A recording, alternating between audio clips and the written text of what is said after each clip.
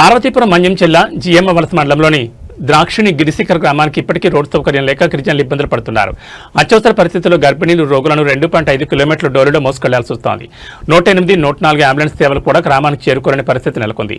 అధికారులు హామీలు ఇస్తున్నా పనులు మాత్రం జరగడం లేదు. ఇకనైనా అధికారులు స్పందించి తగు చర్యలు తీసుకోవాలని గిరిజనులు కోరుతున్నారు.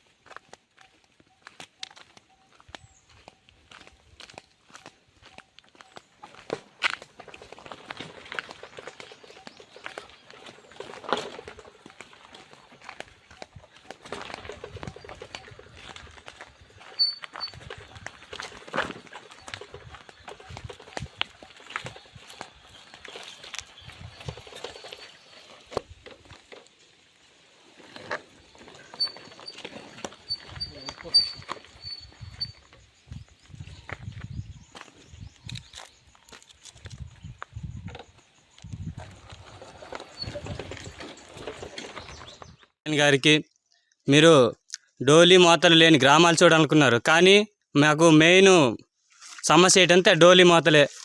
ఊరికి సరైన రోడ్ లేదు, ప్రభుత్వాలు ఏవి పట్టించుకోవట్లేదు.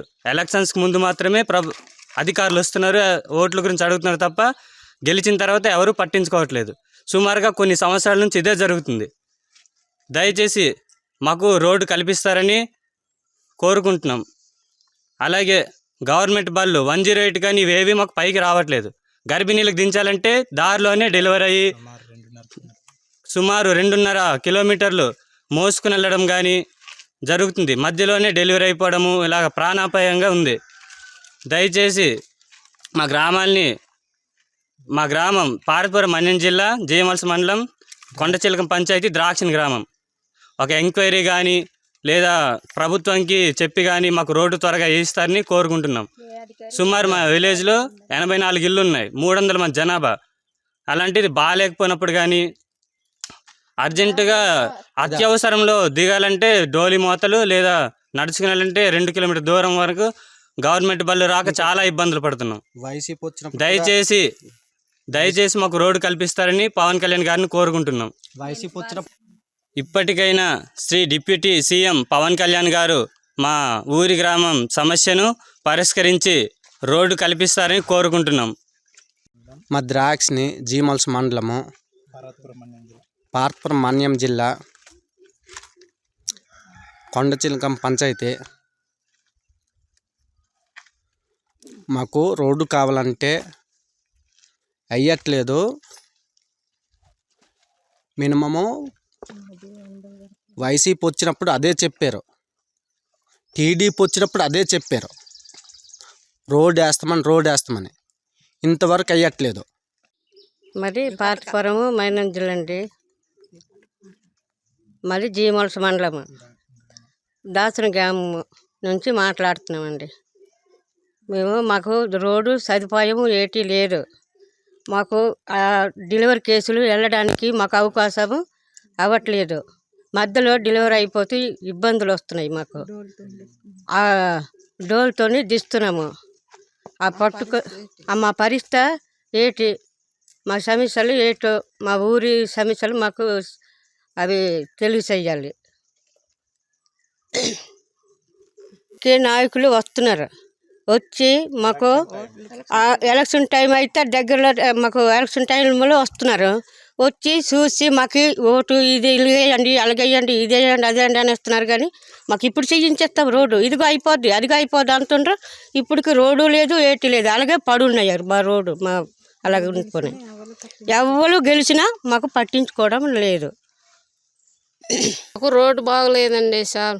మీరు పవన్ కళ్యాణ్ గారు మీరు మాకు రోడ్డు ఇది కల్పిస్తే అంతే మంచిది. మాకు ఈ నడిచి తోవ కూడా బాగలేదు.